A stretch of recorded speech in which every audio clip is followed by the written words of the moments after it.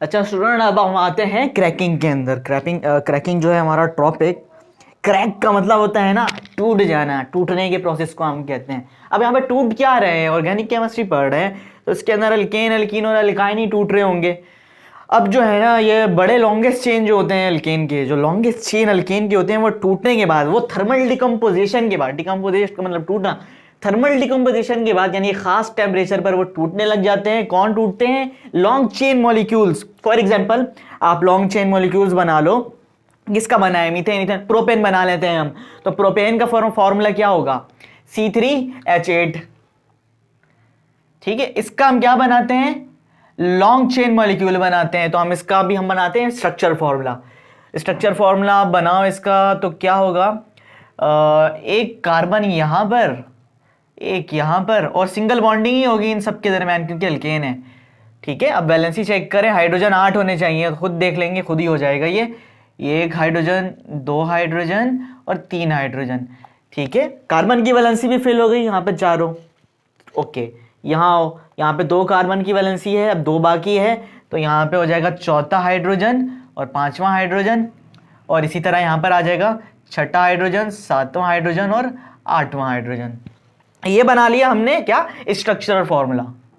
ये longer chain थे, ये लॉन्ग चेन अल्केन था।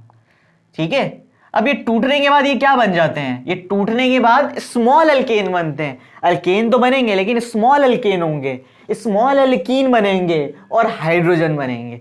कैसे? ये देखें, हम ना अगर ब्रेक करना चाहते हैं, हम ब्रेकिंग ऑफ CH बॉन्ड करते हैं यहाँ पर इस प्रोपेन का। तो हम जब इसे ब्रेक करेंगे CH बॉन्ड को, और हम यहाँ पे भी एक CH बॉन्ड को हम ब्रेक करते हैं, तो देखें क्या होता है। जब हम इसे ब्रेक करेंगे तो ये टूटकर यहां आ जाएगा। ठीक है, यानी ये हाइड्रोजन टूटेगा और ये हाइड्रोजन टूट जाएगा, उठकर आ गया यहां पर। सही है, तो ये दोनों क्या बन जाएंगे? H2 हाइड्रोजन गैस बन जाएंगे। और यहां पर देखें क्या होगा, यहां पर क्योंकि इसकी एक वैलेंसी कम हो गई है और इसकी भी एक वैलेंसी कम हो गई है, तो इसका मतलब कहीं ना कहीं वैलेंसी के अंदर कोई शॉर्टेज होगी। तो उसको हम किस तरह फिल करेंगे? यहां पे देखें, ये तो ऐसे ही रहेगा, कार्बन ऐसे ही रहेगा ये।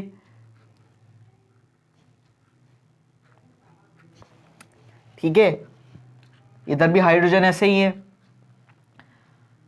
तो प्रॉब्लम कहां पर हुई है? ये हाइड्रोजन गायब हुआ है ना, तो हम इस हाइड्रोजन की वैलेंसी नहीं बनाएंगे, हम इसकी बनाते हैं अभी। ठीक है, और ये आ गया हमारा नेक्स्ट।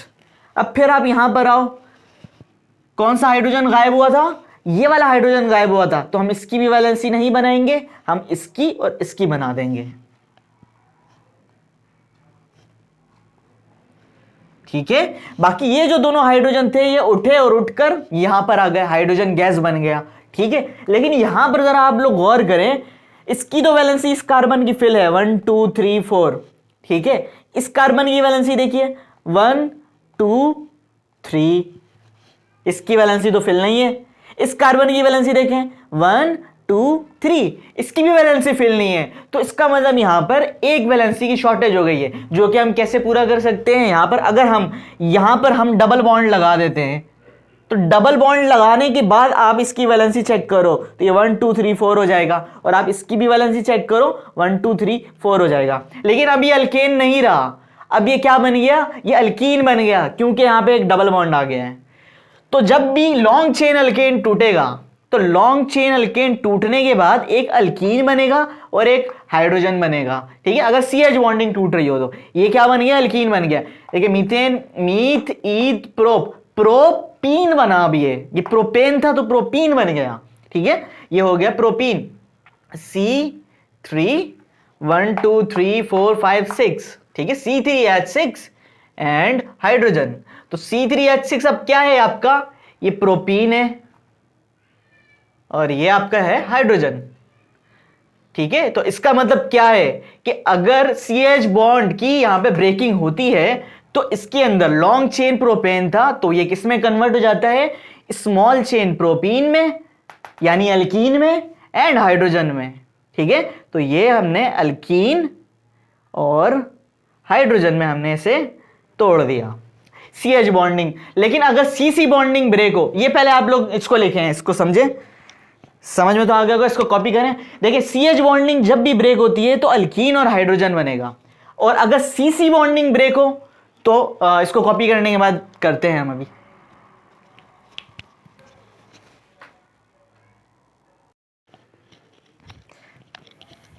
अच्छा, तो CH बॉन्ड की ब्रेकिंग हो रही थी तो लॉन्ग चेन एल्कीन से क्या क्या बन रहा था, स्मॉल एल्कीन बन रहा था और हाइड्रोजन बन रहा था।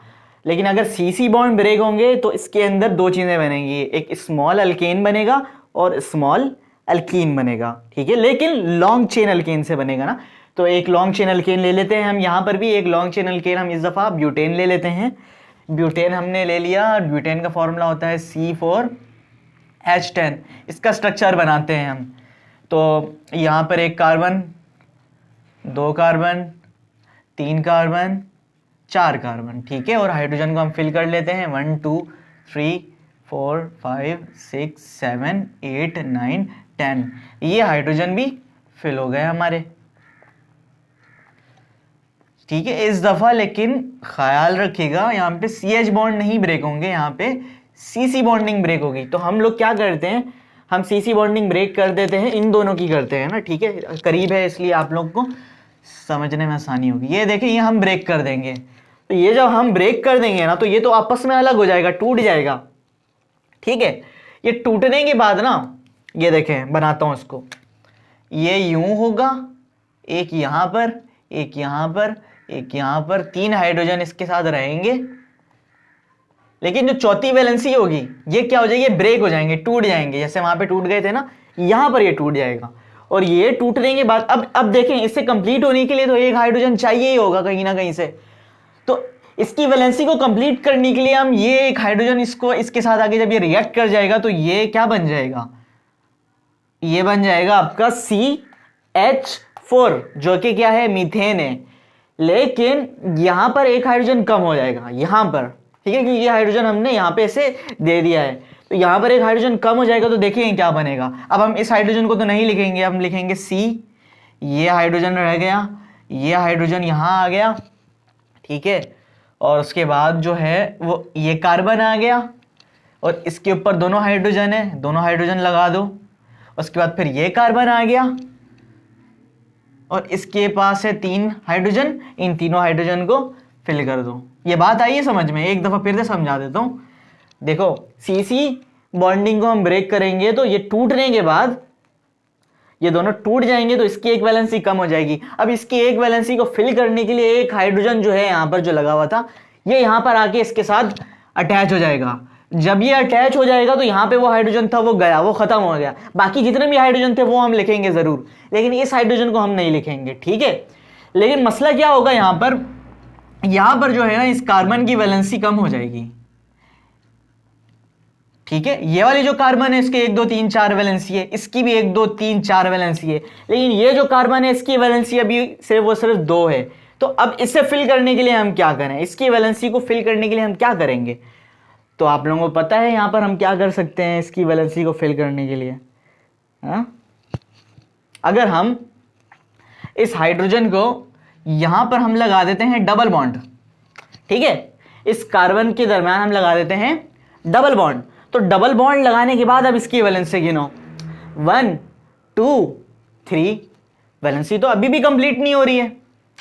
मसला तो ये है कि अभी भी वैलेंसी इसकी कंप्लीट नहीं हो रही है। लेकिन जरा दूसरे साइड है, यहां पर आप देखें इस कार्बन की वैलेंसी 5 हो गई है, क्योंकि 1 2 3 4 5। तो अब हम यहां पे इसको बैलेंस कर सकते हैं, क्योंकि यहां पे ज्यादा है और यहां पे एक कम है। तो ये क्या करेगा, ये इसे एक दान दे देगा, इससे दे देगा हाइड्रोजन, इसका भी काम पूरा हो गया और इसका भी काम पूरा हो गया।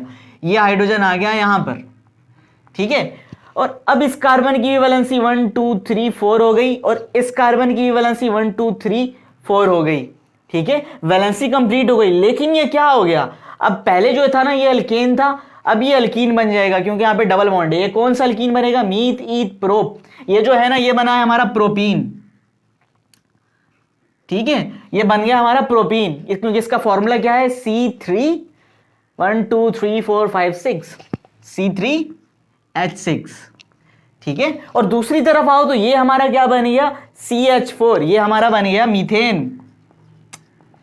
मीथेन का फॉर्मूला क्या होता है, CH4। तो इसका मतलब क्या है कि अगर हम CC बॉन्ड को ब्रेक करेंगे तो इसके अंदर स्मॉल अल्केन बनेगा और स्मॉल अल्कीन बनेगा, और जब हम CH बॉन्ड को ब्रेक करेंगे तो इसके अंदर स्मॉल अल्कीन बनेगा और स्मॉल हाइड्रोजन बनेगा।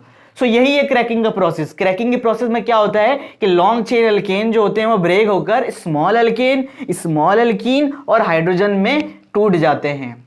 ठीक है, उम्मीद आप लोगों को समझ में आया होगा।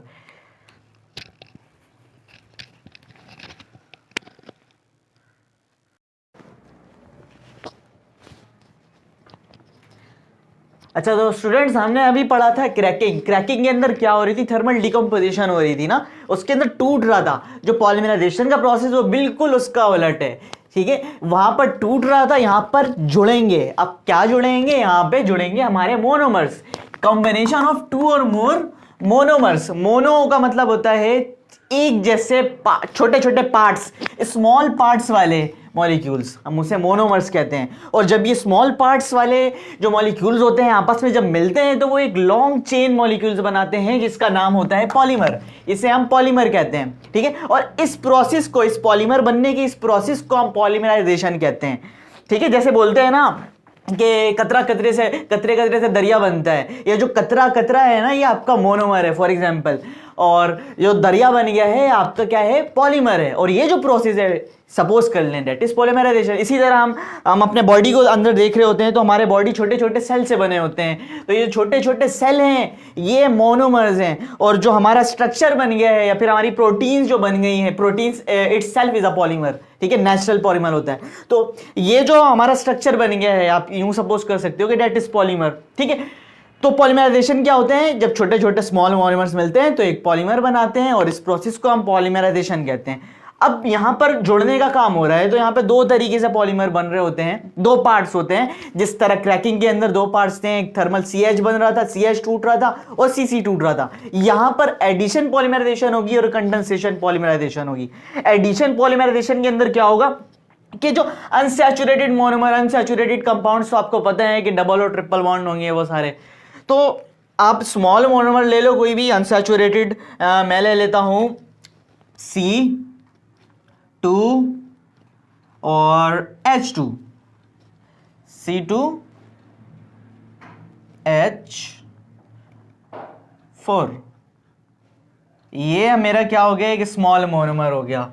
तो जब ये एक मिलेंगे, मिलने के बाद एक और स्मॉल मोनोमर से मिलने के बाद ये क्या बनाएंगे, ये एक लॉन्ग चेन बनाएंगे। ठीक है, ये अनसैचुरेटेड क्यों है, क्योंकि यहां पे डबल बॉन्ड है। तो ये जब लॉन्ग चेन बनाएंगे तो ये जो लॉन्ग चेन हमारे पास बनेगा ये आपका क्या कहलाएगा, ये आपका एक पॉलीमर कहलाएगा। तो यहां पर हमारा इस केस के अंदर क्या बन रहा है, CH2 CH2 CH2 and CH2। ठीक है, तो ये जो हमारा बना है ना, ये हमारा एक लॉन्ग चेन मॉलिक्यूल्स बन गया है जिसे हम पॉलीइथीन भी कहते हैं। और इसी तरीके से ना, इसी प्रोसेस के अंदर से हमारा PVC भी बनता है। जो पाइपों के अंदर जो लाइन, जो पाइप्स बनी हुई होती है ना, तो वो भी इस प्रोसेस से बन रहा होता है। ठीक है, और मैं पॉलीमराइजेशन की और एग्जांपल आपको यूं भी दे सकता हूं कि जैसे कि फाइबर्स होते हैं, सिंथेटिक फाइबर होते हैं, जो इंडस्ट्रीज के अंदर जो बन रहे होते हैं वो सारे इस प्रोसेस से बन रहे होते हैं। कपड़े जो बन रहे होते हैं हमारे कॉटन के, ठीक है, वो सारे इस प्रोसेस से बन रहे होते हैं कि छोटे छोटे मोनोमर्स जब मिलते हैं तो एक लॉन्ग चेन मॉलिक्यूल्स बनाते हैं। छोटे छोटे मोनोमर्स मिलकर एक लॉन्ग चेन पॉलीमर बनाते हैं। जैसे कि यहां पर इस केस में हमारे पास पॉलीइथीन बन गया। ठीक है, अब सेकंड पार्ट पे आते हैं। सेकंड पार्ट में कंडेंसेशन पॉलीमराइजेशन है। ठीक है, इसको कॉपी कर लें, फिर हम आते हैं सेकंड पार्ट के अंदर।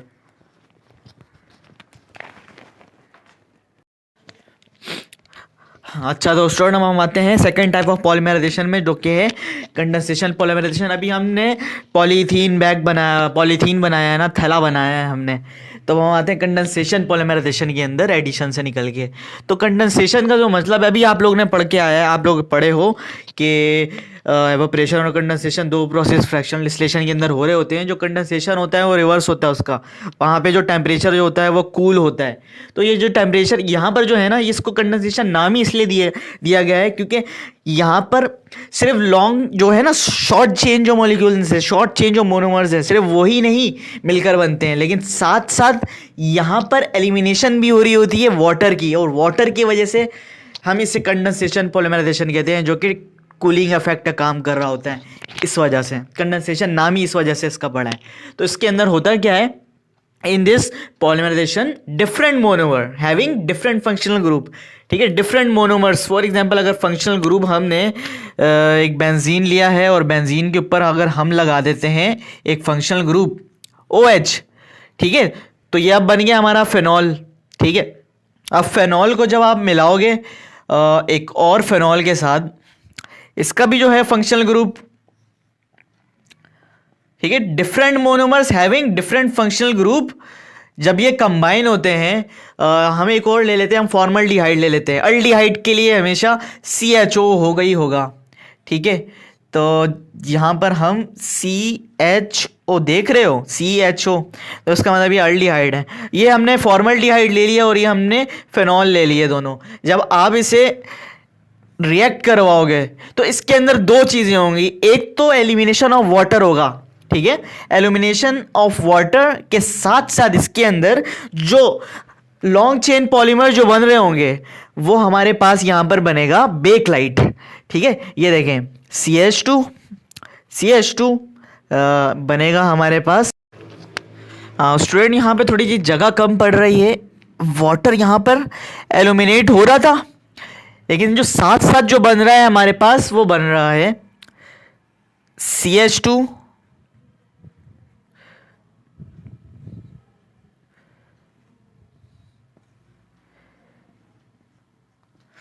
OH CH2 OH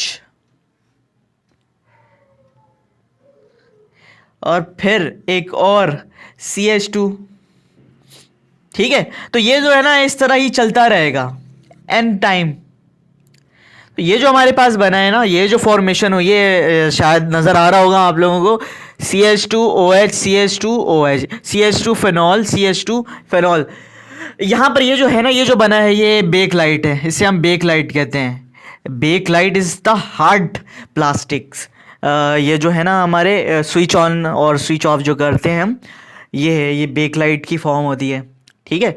तो इस तरह पॉलीमराइजेशन का प्रोसेस हो रहा होता है। प्लास्टिक्स बन रहे होते हैं, कहीं पर सॉफ्ट प्लास्टिक बन रहे होते हैं, कहीं पे हार्ड प्लास्टिक बन रहे होते हैं। कंडेंसेशन के अंदर हार्ड प्लास्टिक बनता है और साथ साथ ये कूलिंग भी, एक कूलिंग इफेक्ट देता है क्योंकि इसके अंदर वाटर एलिमिनेट हो रहे होते हैं, ठीक है। तो क्या है कंडेंसेशन पॉलीमराइजेशन, इसके अंदर different monomers having different functional group combined together to form a long chain molecules, that is Bakelite, ठीक है।